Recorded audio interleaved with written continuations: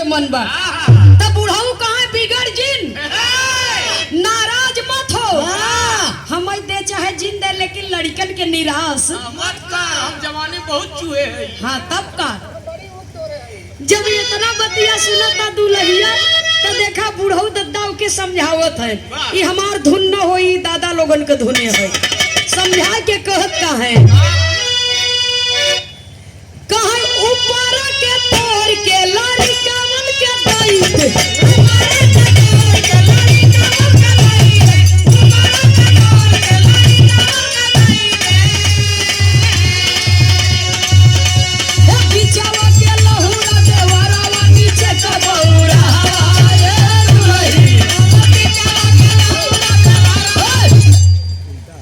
लेकिन बिरहा में कभी को संकेत करना पड़ा कहना है घोड़ा वो सजाए चली दिया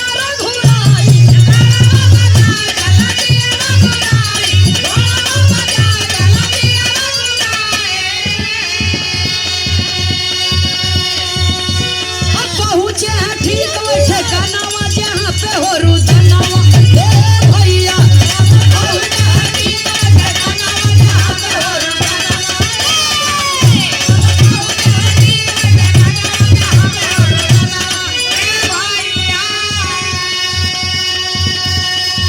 प्रभु सिरावा झुकाए नारदी सजा के प्रभु सिरावा झुकाए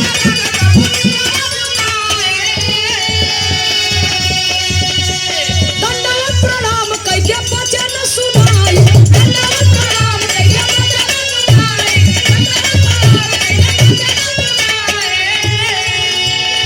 हे काहे बदे परस नया नवा जहां पे हो रुदनवा ए भैया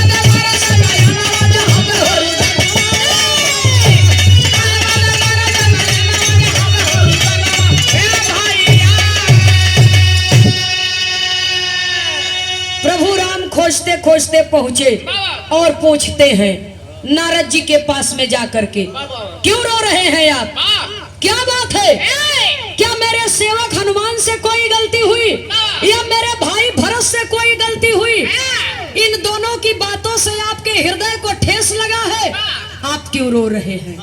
तब नारद जी बतावत का है पपट के लाइन में कवि को लिखना पड़ा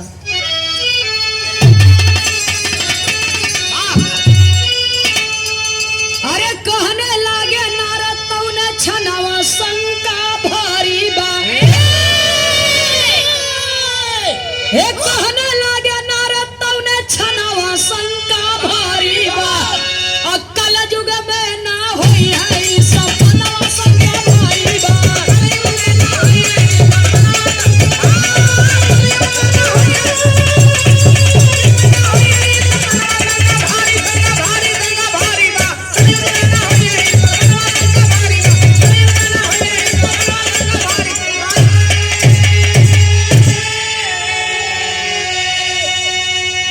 प्रभु से मिला निमंत्रण भोजन हित भगवान हो कलयुग में विद्वान का ऐसा न हो सम्मान हो अरे यही कारण से आंसू गिरे नया नवा शंका भारी बा अब मिले न जल्दी प्रभु के दर्शन शंका भारी बा। नारद जी कहे हमें बदे रोवत है बिरहा का मेन पॉइंट कहीं हम ये बदे रोवत है कि हमारे जैसे तुच्छ को आपने सबसे बड़ा विद्वान समझ करके निमंत्रण भेजवाया आपको समझ करके मैंने निमंत्रण नहीं भेजवाया हनुमान ने आपको निमंत्रण दिया तो उचित तरह से निमंत्रण आपको मिला है आप जैसा कोई दूसरा नहीं है। जब इतना बात सुने नारद जी कहा हमरे जैसन दूसर के नहीं बा लेकिन हम रोवत ये बदे है कि आवे वाले कलयुग में हमारे जैसे विद्वान के बहुत अपमान होए मालिक। आपने मुझे निमंत्रण भेजवाया सबसे बड़ा विद्वान समझ करके लेकिन आने वाले कलयुग में मेरे जैसे विद्वान के बहुत बड़ा अपमान होगा ढोंगियों की पूजा होगी। और आज समय में बाबूजी प्रमाण मिलता, असली के कदर जल्दी नहीं होता और नकली के ऊपर हार फूल चढ़ता। असली के कदर जल्दी होत नहीं बा और नकली के ऊपर हार फूल चढ़त है। इसलिए नारद जी ने कहा कि मैं इसीलिए रो रहा हूँ कि हमारे जैसे विद्वान का कीमत न हो और ढोंगियन के पूजा होए। इसीलिए कवि लिखते हैं कि जंगल न होता तो मोर कहाँ छिपते और साधु न होते तो चोर कहाँ छिपते। 100% में से एक जने सही मिली ही, बाकी 99 एक ढर्राक मिली ही। एक तरीके के सुनने वाले श्रोता सज्जनों, गलती हमार आपका बा जोन हम आप विश्वास करत है। कवि को संकेत करना पड़ा, कहना है आल्हा के लाइन में।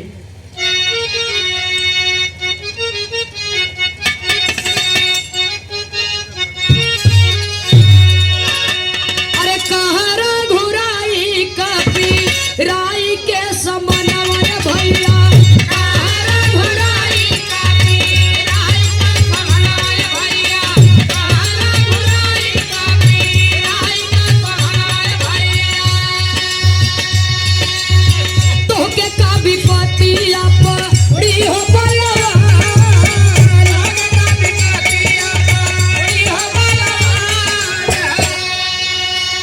अरे जैसे हो खरारी दिहला हमन का दरवा भगवान, जैसे हो खरारी दिहला हमन का दरवा भगवान, जैसे हो खरारी दिहला हमन का दरवा भगवान। काला जुग का मनई बहुत होई है बुद्धिमान, काला जुग का मनई होई है बहुत बुद्धिमान। अरे बनारन के गरावा में डारी के रसरिया भगवान, बनारन के गरावा में डारी के रसरिया भगवान, बनारन के गरावा में डारी के रसरिया भगवान। नचिया नचा के भोजन दैया श्रीमान, नचिया नचा के भोजन दैया प्रिया। अरे सुनावै लगल तब भरत कल जुग करतिया, ए बाबू सुनावै लगल तो भाई भाई वाला नतवा बतावै लगल, भाई भाई वाला नतवा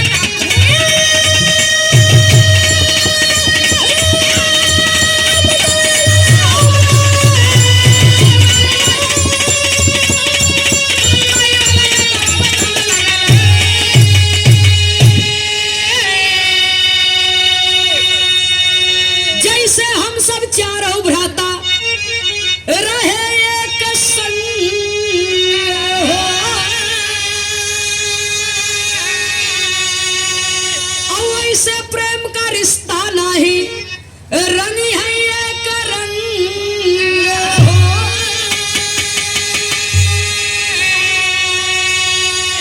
बैरी मात पिता के अपने बतावे लगले।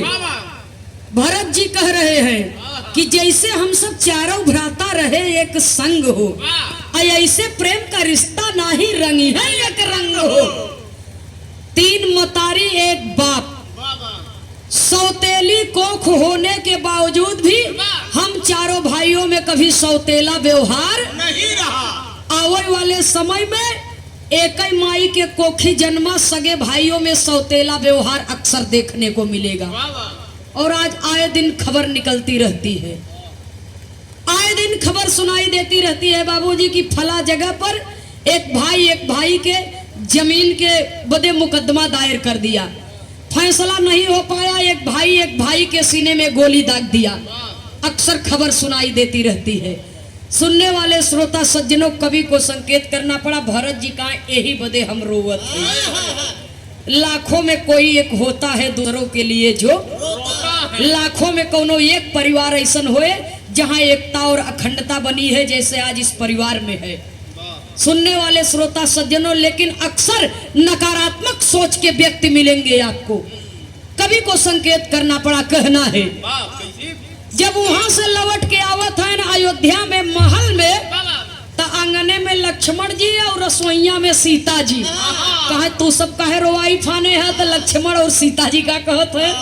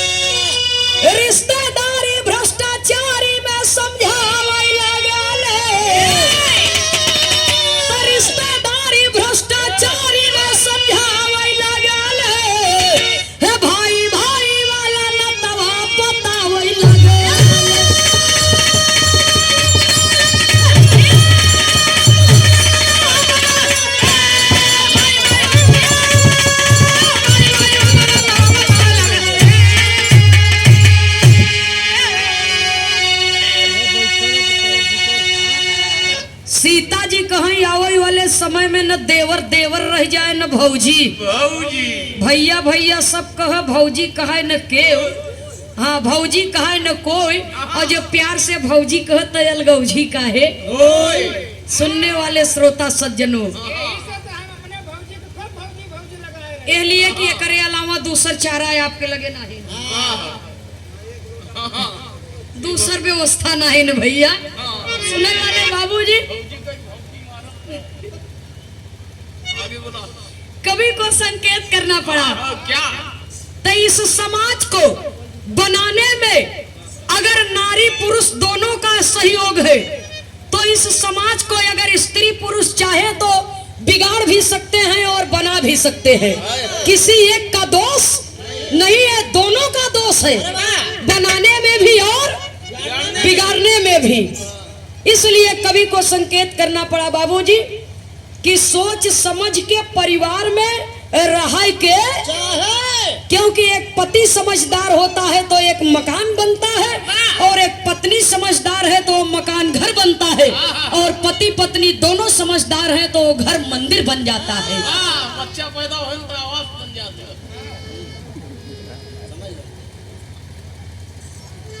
तो मंदिर में जैसन संस्कार आप देब, वैसे ही आपके परिवार या दुनिया में अपन पहचान बनाए। इसलिए केहू के भलाई न कर सके तो केहू के बुराई भी करे के न चाहे। प्रभु राम ने कहा कि इसमें न मेरा दोष है न आपका दोष है, आने वाले युग का प्रभाव होगा, जो जैसा करेगा वैसा ही करेगा। इसीलिए लिखा गया है, जे जस करे ते तस फल चाखा, होई है वही जो राम रुचि। सुनने वाले श्रोता सज्जनों, राम समझाए कि आने वाले युग का प्रभाव होगा। इसीलिए तो कहा जाता है ना, साझे करे सकारे पावे पूत भतार के आगे। तो पुरनियन का कहावत कबो कबो सत्य हो जाता बाबूजी। आखिरी लाइन में गुरु घराने के परिचय के साथ में कवि को संकेत करना पड़ा, आप अच्छा करेंगे तो उसका परिणाम भी आप ही को मिलेगा, और बुरा करेंगे तो उसका परिणाम भी आप ही को मिलेगा। गुरु घराने के परिचय के साथ में कवि को संकेत करना पड़ा।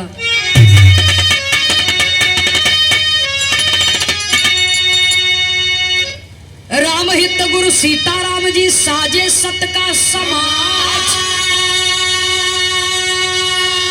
प्यासा शिव शंकर जी लिखते प्रेम का साजो साज।